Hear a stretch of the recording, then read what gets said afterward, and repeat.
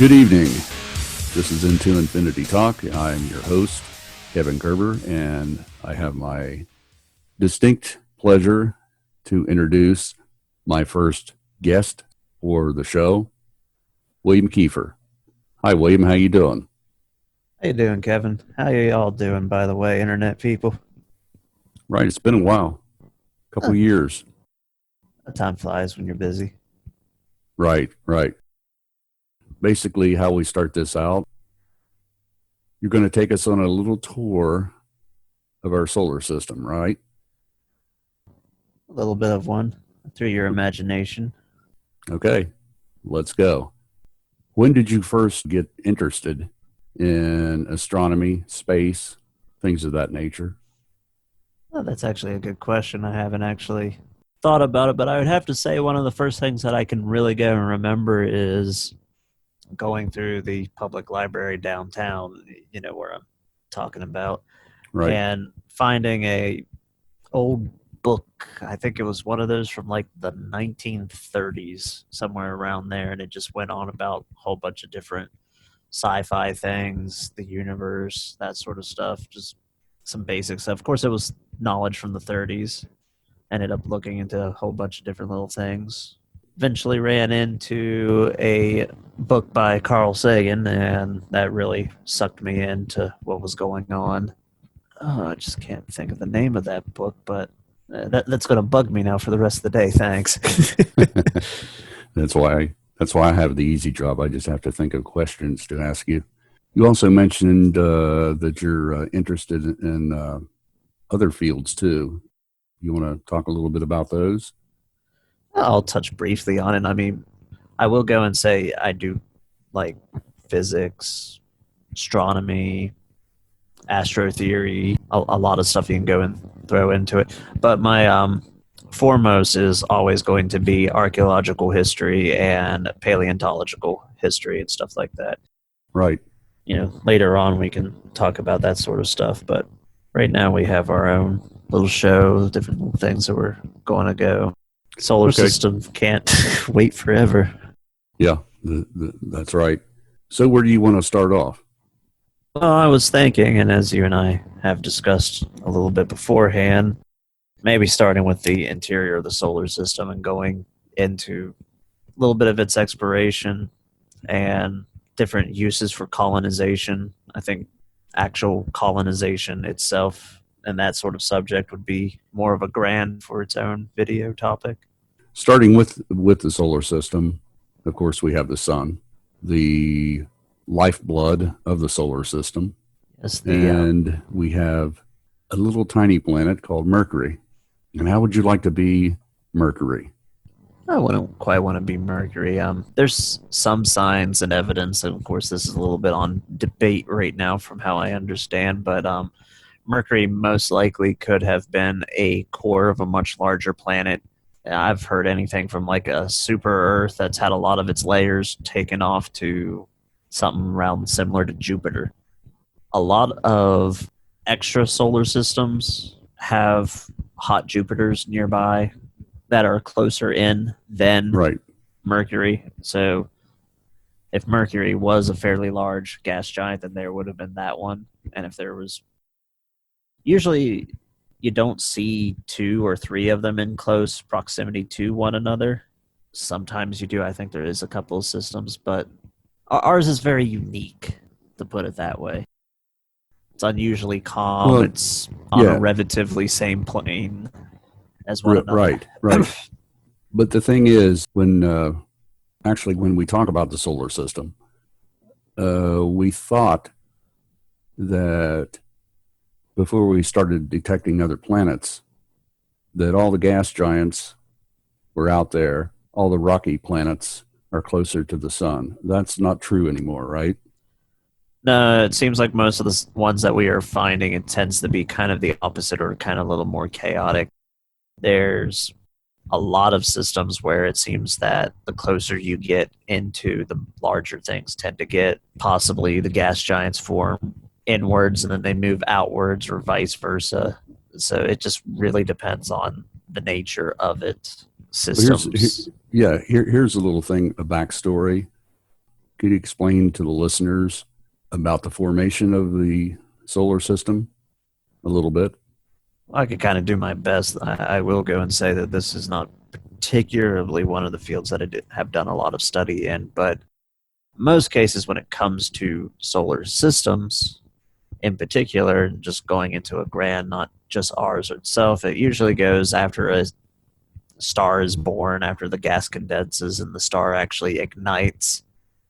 It tends to blow out a lot of the material that it didn't use itself, and it kind of forms into a rough ball. The ball will eventually condense into a disk. And that's done through gravity, right? Gravity and just mainly the rotation of it. Mm-hmm. Tends to be things that are rotating will kind of flatten out based off of speed. I mean, you can kind of just flip something that's kind of a ball that's loose shape, and it will kind of condense itself down as it stretches itself faster than something goes. And if you spin it, of course, too fast, then it just shoots off in all directions. Right. And most of the videos people have made, and actually some of the science programs where they show the formation of the solar system, it tends to be a rather chaotic place, especially true here on our own planet. Formation of the moon, it was a lot closer than it is now, and the planet was total chaos for literally millions of years, right? During the bombardment period Right. of Earth's history. One of the leading theories when it comes to the creation of the moon is that a Mars-sized object called Theia happened to whack Right. the planet. And wasn't it hit at a certain angle that didn't destroy the entire planet? It just kind of grazed off, and that material was left to form the moon, right? Formed the moon, fell back in. Most of the core fell into Earth's core. So Earth is probably, I mean, not now, but at one point was probably a double core planet and then fell into one another. You can kind of think of the interior of a planet as it's moving around and as it's more molten. It's kind of like how you would see when it comes to a sun or something like that, two objects going around one another until it hits a certain point. Like if they were close enough, they would combine into one another. Or if you hit a Roche limit when it comes to certain things, it would eventually tear itself apart. Now, I'm not saying that it did that inside, just from few things that I've personally looked at and from my own observation, most likely that probably happened. Of course, Right. The planet was a lot more younger and a lot more liquidy back then, so it all condensed into the oblate spheroid that we have now. I mean, Earth is not a globe or anything like that. It is a oblate spheroid. It's very clumpy, kind of like a potato. It's fun And to that's think about that. basically, that's basically a short introduction to the creation of the solar system. Of course, I mentioned Mercury, and we want to talk a little bit about Venus next.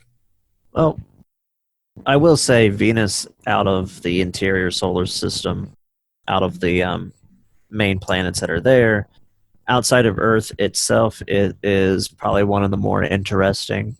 It's closer to the sun, so it's out of the quote-unquote Goldilocks zone. It has runaway volcanism.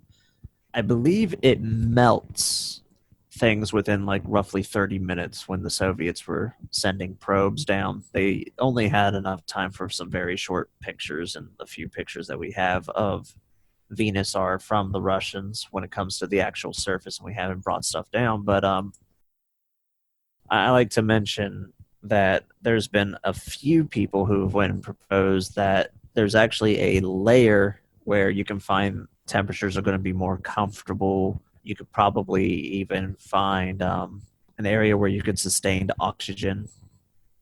Just got to get into that right spot where basically it would have its own Goldilocks zone. Closer you get to the surface of it, the hotter and more hellscape it would be, the further out. Yeah, what you're talking about is sort of the upper atmosphere of the planet, right? Yeah, there should be a spot just if you do it right where it has enough pressure where we should be able to walk around. Of course, we would have to have some sort of a surface, but that would be later on whenever we talk about colonization.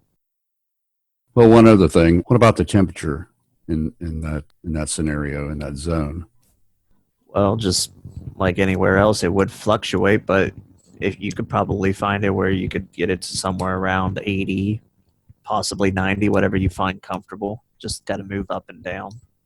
There would just be a point though where you would hit and you wouldn't have enough protection from the sun, or you would be in too deep. Right. It would take some pretty decent studies of the atmosphere itself to conclude where one of those would be. But I'm willing to bet that there probably is a spot in Venus to do that. Now, going back though, Venus itself, when you're looking at it, besides that, it's constantly being resurfaced and recreated. You could almost say because the volcanism keeps going off, and there's fresh areas constantly. The interior of the planet has to be completely chaotic for it to be doing that constantly. Plus, it also has to do with how close it is to the sun, just being the size that it is, because it's not much smaller than Earth. Right. Now, probably if you were to take that and then move it out into the outer solar system, probably out past Jupiter, you just have to play with it. You might get a spot. You might get a spot where it has such a thick atmosphere and produces all of that it might actually become habitable. Still, with how much volcanism that would be on it, you still probably wouldn't want to live on it. But Yeah, that sounds like another version of a really bad sci-fi film. We're going to tow it out into the outer solar system. Yeah, that has disaster written all over it for some reason. Of course, the next planet, you could do several shows just on our own planet. Yeah, actually, the one that really strikes the imagination as far back through history is Mars. By this time, this is 2020. I would have thought that we would have had bases on Mars, some kind of a rudimentary colony, basically self-sustaining, because you are not only far from home, but quite some time, depending on the planets aligning and using conventional rockets, you're going to be waiting if you need help.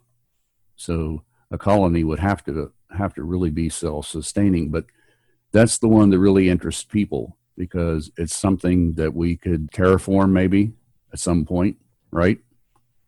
Mars itself, now, I'm not going to say yes or no to terraforming Mars because it would be quite a bit of an endeavor. Honestly, if you can get Venus's volcanism under control, it would be a lot easier to terraform Venus. But Mars itself, being that it's smaller than Earth, it still has a very thin atmosphere. Right. If you could reinvigorate the core of the planet somehow and get, because we know that there is still slight rumblings, so it's not quite dead. Some of the probes have detected, but it's not really enough to be like, oh wow, look at that. So what you're saying, in any kind of a thing in a short term might be okay, but a long term, you're going to have a pretty active core to generate a magnetic field. Am I correct in that? Yeah, basically, it's what I was actually getting ready to say. Without a magnetic field, the magnetosphere, and all of that, anything that's going to be on the planet is going to reach some issues. Now, you can go underneath and use, the planet itself to protect you from the sun. As life-giving as it is, it's also trying to kill us at the same time. That's right. Fun to think about. But Mars, we know it used to be a live planet. We haven't found quote unquote water on it, but there's been a few things from orbit where it looks like there might have been water that has escaped from underneath and has caused little outshootings and things like that. There are dried riverbeds all over the thing, all over it. There's evidence of massive tsunamis that went across. We have there's a section where it's higher, and then there's a section where it's lower, which is evident of basically how it is with Earth, where the oceans are. The ground is a lot lower, and where it's not, it's higher. And when you mentioned that at some point in the remote past, in Mars's past, we're talking what, maybe a billion years ago or something like that. Roughly, I mean, there's some people who say that Mars could have still had its stuff, could have had water and a few things roughly a couple 100 million years ago, possibly. So there's a chance that the dinosaurs, when they looked up, instead of seeing a red dot, could have seen probably another blue dot. Wow, that's interesting. You see, that's what I like about science. It's because you're never really done, right? Oh It no, it science is continues ever to evolve. changing. Yeah, I haven't heard of that. Yeah, Mars itself, it's like it either lost a lot of its water and don't know if there was proper greenery on the planet. We don't know how far it was into it because the atmosphere is going away. So there's a sign that it had a little thicker atmosphere than it does today. Hmm. There was a decent magnetic sphere around it because Mars still has a lighter one that's weakening. We don't know how much stronger it could have been. It just depends on how much the core was rotating. But from the size of a few of the volcanoes and stuff, it must have had a pretty active interior to it. I mean, Olympus Mons is one of, if not the largest found volcano in the solar system. Right. It's really big. It's massive. It's bigger than Everest. There's potential of one underneath of, I think it was Europa, that they might have evidence for now an even larger volcano. Hmm. But of course, that's way out there at the moment. It's hard to, without sending a bunch of satellites out into the outer, confirming anything for the long term. Okay, that's basically a semi tour of the inner rocky planets, and now we go to Jupiter. Now, for Jupiter itself, being the, well, the name comes from, of course, Latin, being the Roman and offshoot Greek as well. Hmm. King of the gods, Jupiter, Zeus. Now, things that are interesting about Jupiter is it's a very chaotic. The Great Storm, the Great Eye itself was probably around 500 years old because some astronomers back before that were looking at it wasn't visible, but later on it was. It was commented that there was a little bit of a difference at a certain time. Of course, actually looking back at it and seeing those sort of things is kind of hard to go back and look at.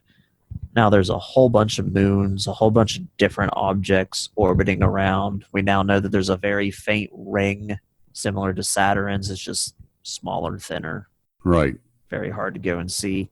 Inside, depending on the pressure, being that it's a gas giant, there's potentially, similar to on Venus, there could be an area within Jupiter that you could have, quote unquote, a cloud city like from Star Wars, Hmm. potentially.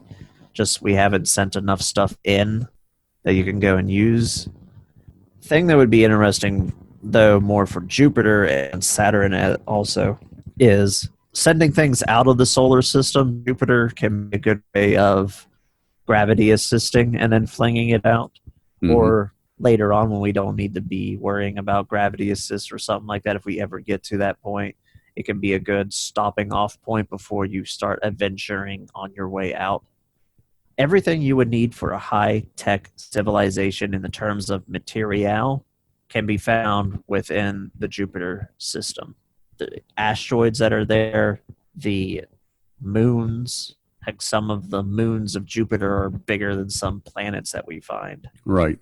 Speaking of the moons of Jupiter, is there a possibility that one or more could have some kind of material that would be considered organic or life, even if it's primitive?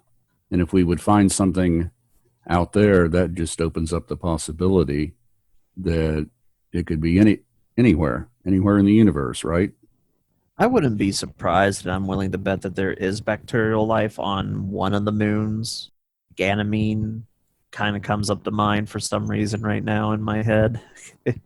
It's just what you consider organics and what you consider life also kind of goes into your imagination, because sometimes you got to completely think that life might be completely different to how it is here on Earth.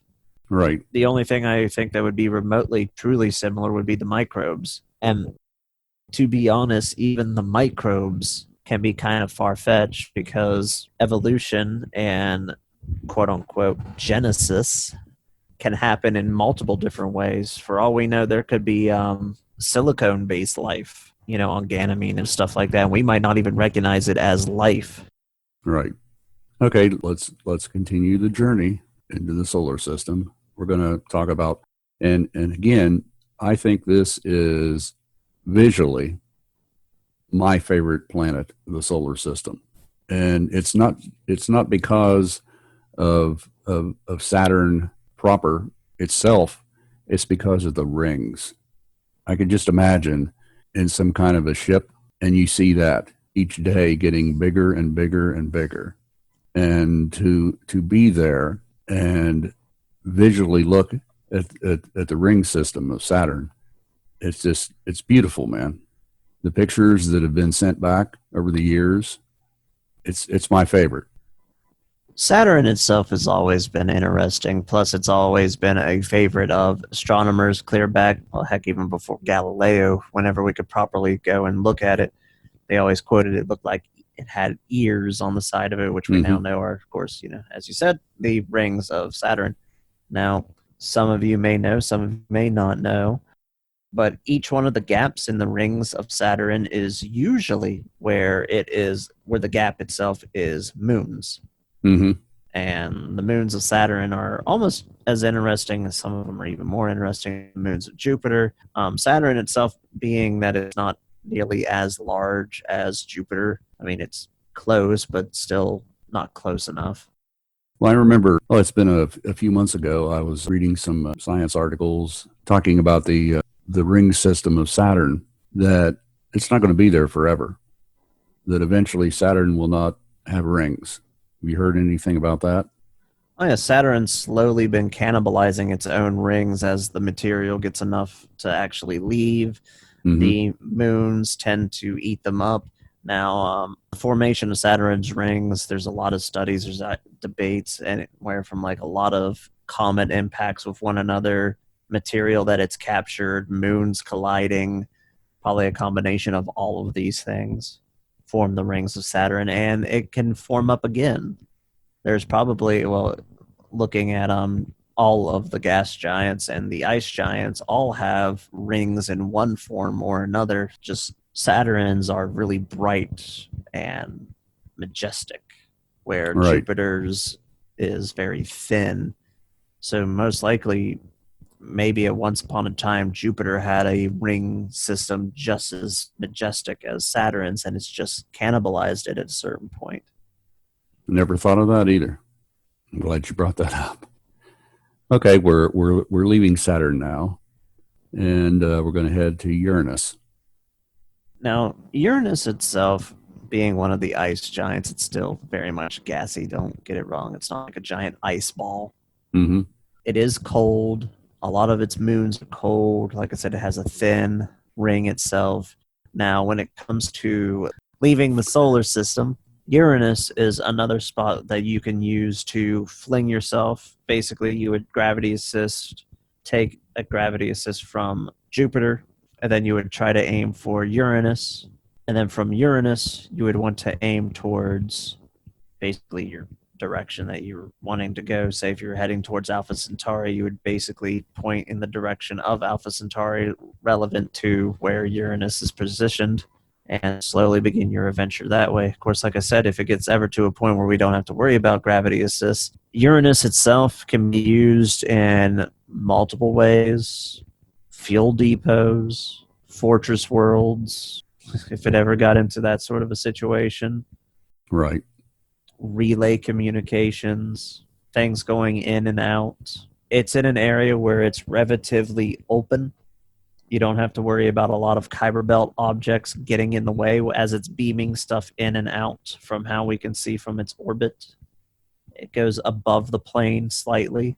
So there's a lot of uses that you can go and get to it. Being also that it's a beautiful sapphire color, Uranus has always been very attractive to me when it comes to just looking at the different photos, because you see the two gas giants, Saturn and Jupiter look sort of similar in colorization to one another. Then you get out to, Uranus, and it's like a completely different shades of color Right. that are brought to it. Then, of course, there are moons, and there's probably even more moons around Uranus and, of course, Neptune in a little bit. Yeah. Okay. Speaking about our next cosmic destination, Neptune. Neptune itself, being the second of our ice giants, also being blue, we've only been to it roughly a few times, and it has been studied, but it hasn't been studied enough. There's a lot of things weird about that planet. The way that it orbits is strange. It's not like how the other ones are, where Uranus has a little bit of a messed up orbit in the terms of it comes above the plane a little bit.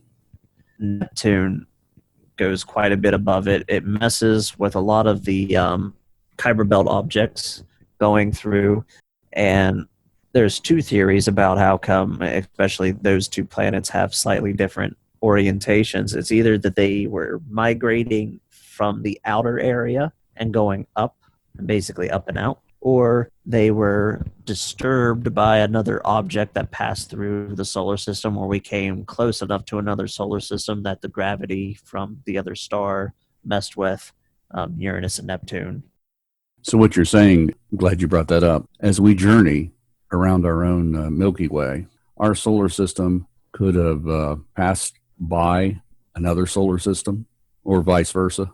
Oh yeah, everything's moving, even though that we're going around in the galactic disk of the Milky Way. It doesn't all orbit in the same direction, even in the arms. Objects are constantly moving in and out of the different arms, going in different directions. Now, solar collisions and stuff like that, from what we can see, seem to be near non-existent or very rare, but slow. And that's just because of the distances, right? Oh yeah, it's like if you threw a pea in a freaking soccer stadium, and somebody else threw a pea, the chances of you and that person having their peas hit one another is small, near non-existent. Right. Still exists, but the chances of that actually happening are so minute that you might as well throw them out. Now, when it comes to solar systems, though, interacting with one another, you could have planets get flung out of their orbit, moved out of their orbit, completely lose a planet and have it become a rogue world, or you could end up stealing one of the, either they'll steal one of your planets or you'll steal one of its planets and it'll settle into an orbit, sometimes a very chaotic orbit when it goes and does that. Now, beyond Neptune, there are protoplanets like you've got. Don't forget our demoted planet. Oh yeah, Pluto. With the little heart. Oh, Remember that picture? I'm thinking off the top of my head, there's at least 52 protoplanets or dwarf worlds just in the Kuiper Belt. Now, are all those objects basically just leftovers from the formation of the solar system? Basically, the outermost material, just not enough of it to really condense into a certain Right. area. That, or it didn't have things to properly coalesce. Now, there is evidence due to how some of these objects are that there might be a ninth planet that is just so far out that to observe it, it takes very lot of time and you have to kind of keep an eye out onto it. So it is either a super Earth, if it does exist, it's either a super Earth, so basically another rocky planet bigger than the size of Earth, or it's another gas giant, but it would be a smaller gas giant because after a certain size, you would be able to see it. And some people even say that there might even be a 10th planet to account for. So what you're saying, because these objects, or if they are out there, and they're doing their cosmic dance around the sun, that they could somehow influence. How do I want to put this? Maybe not influence the orbits of the other planets, but have some kind of a gravitational effect on other planets. Is Does that sound right? Well, what you said is precisely right. Objects, regardless of how close as one gets to one another, is going to have effect on one another. Jupiter has a slight pull on the innermost planets and the outermost planets just because it's so freaking huge. Mm-hmm. It's just not extremely noticeable when it comes to it. Mercury, if the right events happen, can actually get flung out because it's just in one of those really neat little orbits that all it would take is a slight change for it to drastically head inwards or drastically head outwards. Now, those sort of events are pretty rare, probably. We don't know because unfortunately we've only been observing for such amount of time. When it comes to the outer, like I was saying before, there is potentially a planet 9, maybe even a planet 10. And the reason why we have that sort of mentality that there's most likely another one out there is that the outer planet, the Kuiper Belt objects, the protoplanets, Mm-hmm. and even Neptune are slightly on weird orbits, which just from the normal formation, like I said, it doesn't account for it. Now, if something did go by, we would have a rough point of how close it was because a lot of the protoplanets and the dwarf planets and stuff like that that we find all seem to have points where they all it's more like in a single direction, which indicates that there was either a object there at one time or there is a object there that distorted them. If you go and look at a Kuiper Belt object map at all the different orbits, you'll kind of see what I'm talking about, Mm-hmm. where they all have very long elliptical orbits and stuff like that. Like some of them like are way over a few hundred years in the terms of moving across. Not even a few hundred years. A couple of them are like 700-year orbits before they come into their closest point. And then again, the orbits of each one of the planets in the solar system, depending on how long it takes to circumnavigate the sun, that is considered a year, right? Oh yeah, each one of it would be a Neptunian year, a Venus year, so on and so forth. It's just one of those, human centric. We put down a certain amount of time, and this is how many Earth years that a certain object takes to orbit, so on and so forth. Sure. Now, honestly, there's not much more that I could sit there and add when it comes to this sort of thing without going into detail about each individual object as we went through. We touched on it, but believe me, and for our listeners, that's not even scraping the ice off the top. Right. It's like if that was all there was really to it, that would be about me saying, well, I know about all the oceans and all I did is put my finger into the tip of it. Into one of them, yeah.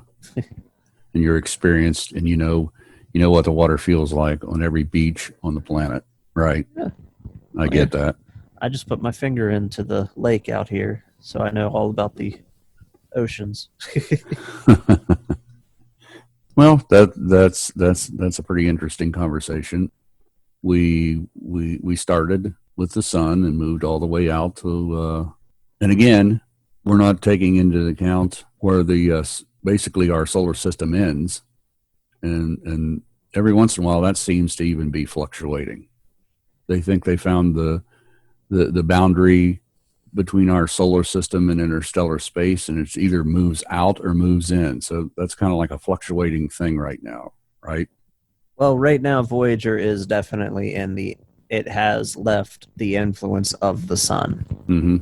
And Now, what's the estimated time that it'll pass to when it the gets nearest star? the nearest potential that it could probably run into is roughly around 40 million years. Mark that in your calendars. Now, if I remember, though, it hasn't passed through the Oort cloud because Mm-hmm. a lot of the Oort cloud itself, there's certain sections where you can go through because you've.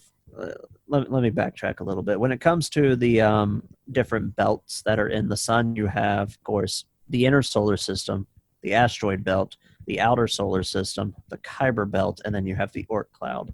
And the Mm-hmm. Oort cloud is further out, and it's basically remember how I was saying that it was kind of a ball and then it condenses into a disk? Well, the Oort cloud, is basically the remnants of that ball. Mm-hmm. It's still going around with the sun, and the influence of the sun is so minute, but it tends to still be going around and it's heading in the same general direction. So things have probably been stealing stuff off of the Oort cloud because we've never been able to fully map it. We just know it does surround completely the solar system, but there might be holes in it where things have gone through, stolen it. If there is a planet 10, then it would probably be influencing the Oort cloud. When it comes to the Oort cloud, I'll also go and add, being that we have very little, most of the comets, like some of the really big, long, stranger ones, tend to go out this far as well. But there could be other planet-sized objects that are just going in a certain motion from whenever the formation was going on. Remember, it's just traveling in the same general direction. If the sun was to adjust course for some reason, then it would probably end up losing the Oort cloud. It's just, it hasn't had any sort of encounters that the Oort cloud has been truly disturbed in a way that it would disappear. Like I said, there's probably holes and stuff in, probably looks like Swiss cheese, and it's probably very minute compared to how it used to be. Okay, that's basically our tour of the solar system and its moons and so on and so forth. But I really enjoyed the conversation, William. But I know. but we got a lot of stuff to go over, and I just hope everybody learned something that you may not have before. I did. I learned a couple things. So thank you, William. I really appreciate it. Yeah, I love to. I don't claim to know everything, but I definitely will pass on my knowledge. I know I'm wrong sometimes a lot, sometimes not a lot. Well, that's what it's about. That's what it's about. Because if somebody says they know everything about a particular subject, they don't. Oh, yeah. Well, the moment you say that you know everything is the moment that you've given up. Right. Look forward to our next conversation. Oh, yeah. And next time we'll have a lot longer of an episode as well. Right. Thank you, William. Because colonization, everybody, that's a doozy. Yep, it is. Until next time, Kevin. Till next time, William. Thank you. And with that, we're going to be doing a lot of different things. You may not like everything that's presented on the program, but if you come away with just one thing and you learn something, then we've done our job. You'll be a little smarter for it. And with that, I'm out of here.